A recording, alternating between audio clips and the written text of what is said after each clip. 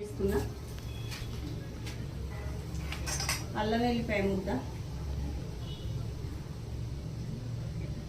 జీలకర్ర గోలినాక అల్లం వెల్లిపాయ ముద్ద వేసుకొని ముద్ద పచ్చి వాసన పోయేటట్టు ఇట్లా మంచిగా పచ్చి వాసన పోవాలి. కొన్ని వేస్తున్నా ఉల్లిపాయలు, కొన్ని పచ్చి వేసుకుంటే బాగుంటుంది. చూసారా కారం దీనికి సరిపడా అన్నట్టు కిలోకి సరిపడా గ్లాసులు అయితే ఇంత పోసుకోవాలి.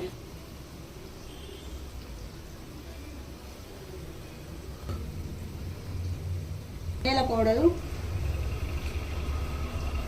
మన సొంటి కొమ్ము మీరు ఎందుకంటే ఆరోగ్యాన్ని మంచిగా చేసి పెట్టుకుంటా.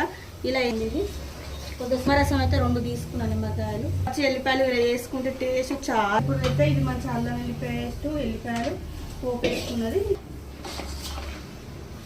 నిమ్మరసం పచ్చడి రెడీ అయింది. ఇగో నిమ్మరసం పోతుంది ఎందుకంటే గింజ కామెంట్ చేయండి. ఇక పచ్చడి రెడీ అయింది. రేపటి వరకు అయితే సూపర్ కేజీ పచ్చడి ఇది చూసారు. బాయ్ బరక్క వీడియోలో కలుద్దాం. మీకు నచ్చిన వాళ్ళు కామెంట్ అయితే ఖచ్చితంగా చేయండి.